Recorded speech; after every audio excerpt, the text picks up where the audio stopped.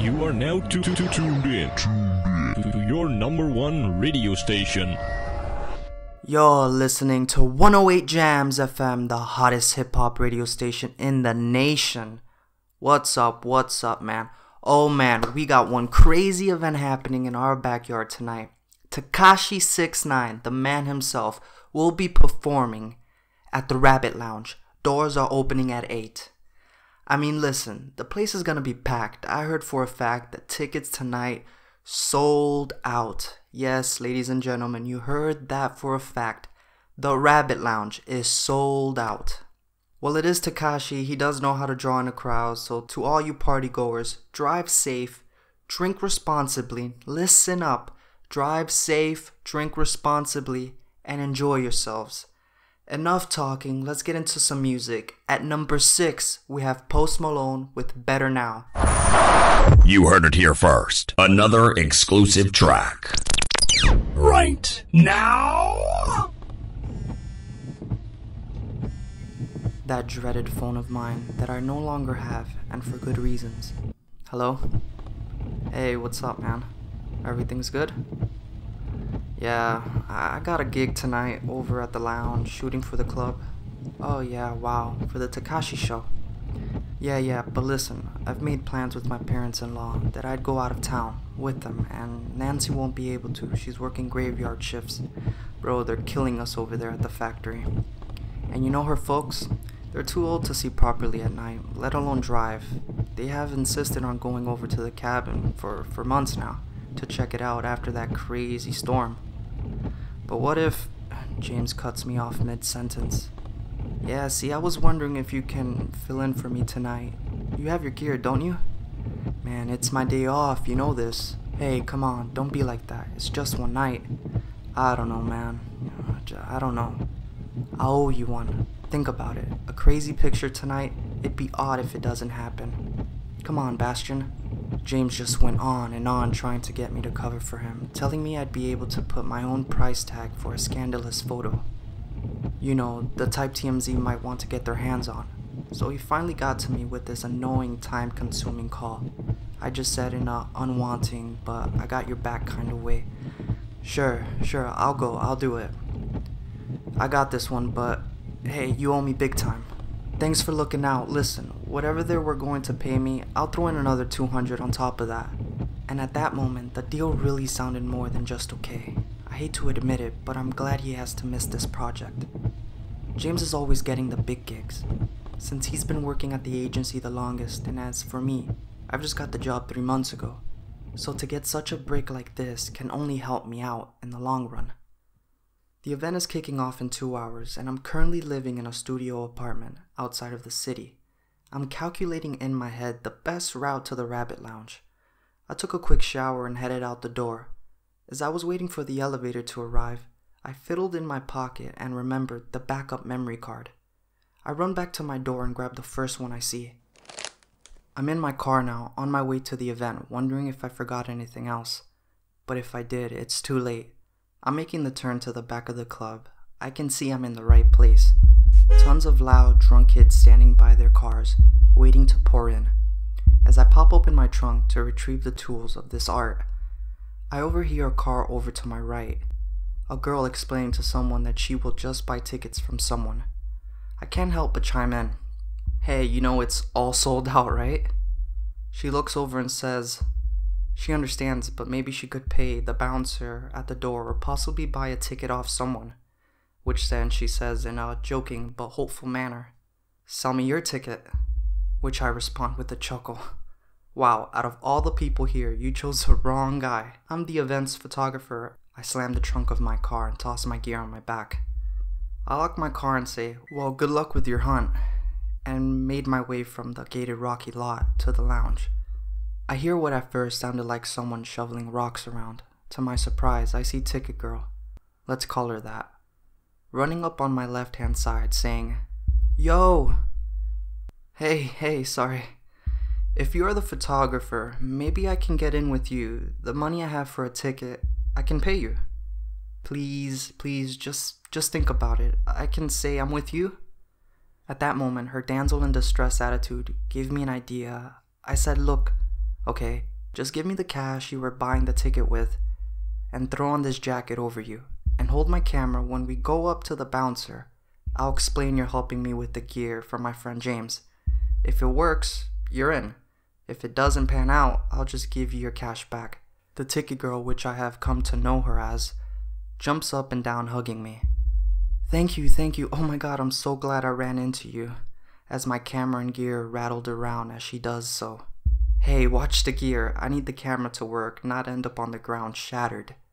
Which she quickly stops and says in a cute tone of voice, You're right, I'm so sorry, I'm just so happy, in a bubbly voice.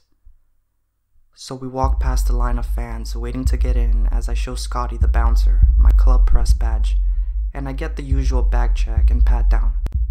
We go in as I laugh and smile at her. He bought it, I can't believe this is happening, as I put my bags down on the club sofa.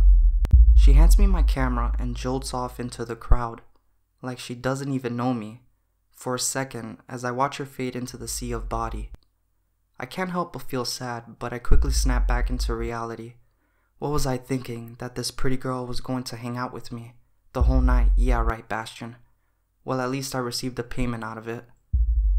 We're 3 songs to the closing of the show, and I've gotten some pretty good shots of the infamous mosh pits that have found their way into the hip-hop scene, and some close-ups of the colorful Tekashi screaming into the mic, and a shot mid-air of a failed attempt stage dive. As the closing of the event draws near, one of Tekashi's posse and club manager escort me to the artist room and demand to show them the shots of the night to make sure I haven't had a shot that makes the club look bad or the artist. After a rundown of the shots, they tell me to delete 7 photos that they don't see that fits their image and agenda. I do as I'm told since I'm here on behalf of James and do not want to tarnish his face and name in the industry. When both parties were happy with the result, I was paid in full and let out the back door so I wouldn't have to wait while every intoxicated individual storms out. But I really know why they're doing it. They've seen it 1,000 times. After the shows are over, that's when the fights break out. So they've learned to kick out any press so that they can better control their image. As I sat smoking a cigarette next to the club looking at the photos I do have left, and with a bitter taste in my mouth, I hate the fact that the only highlights of the night were taken from me. I hear the bubbly voice of what appears to be of Ticket Girl. And wow, after a loud event like that, my ears were still able to pick up her voice, since I hadn't talked to her that much and quite frankly, had forgotten about her. As she hits the corner of the building, I can identify that it is her. But as I was going to say something witty, I hear her call out, "Come on, slowpoke. We're almost there, my car's across the street." And now I can clearly see a heavy intoxicated female, barely able to keep herself upright, let alone walk. They passed me without noticing me as her focus was on this girl. As I watched them cross the street and a couple of laughs to myself as I watched the girl fall a few times, they fade into the dark. Minutes fly by as I proceeded to check my camera. I snapped out of it and looked at my phone. It's getting pretty late. I bag my camera and gear and walk towards my car as I fumble for my car keys in my bag. I can see Ticket Girl and the dark figure of the drunk girl as Ticket Girl steals the reflection from the moon with her back. I can see what appears to be a rough makeout sesh, and now it hits me why she wasn't into me. I feel so stupid thinking I lost my game with the ladies as I creep over to my trunk trying not to disturb them and make them notice me and think I'm some type of perv. I hear the sound of a loud thump that makes the car jerk. Ticket Girl puts her hand around the woman and begins to choke her. I freak out and slide to the other side of my car and place my hands on my face. No. What the hell, Bastion? What do I do? I take another peek just to verify if this is not some fetish I was witnessing and jumping to the idea of foul play. I peer over the side of my car, and I kid you not when I say that I saw her unhinge her jaw and start to swallow the girl like an Everglades python. With every forceful head-thrusting swallow, 30 inches of the victim would disappear. I cup my hands around my mouth as I can't believe what I'm being exposed to. I quickly take my original position beside the car and realize the warmth in my pants as fresh urine soaks me. I've heard stories about peeing yourself when fear hits, but I'm ashamed. I look over once more after what felt like an eternity battle in my head. Should I go? Should I not? Proceeding to fix my eyes on the car, I see Ticket Girl sitting in the same position as her victim once sat, as if she was recuperating from the big meal. I thought my eyes were playing tricks on me, as if someone had laced my drink. As I see her body structure form and black hair turn to blonde, she's taken the form of the girl. My foot loses the grip on the gravel, which then catches the attention of Ticket Girl. We lock eyes for a moment as she exits out her vehicle. I freak the hell out with a couple insulting remarks I throw her way. I jump in my car, floor it, crashing into some of the other cars on my way out of the lot. I see her as I hit a left in my rearview mirror, on all fours jumping from car hood to car hood, but I guess she was exhausted from that meal as she falls off and stops. I'm in my apartment at this time.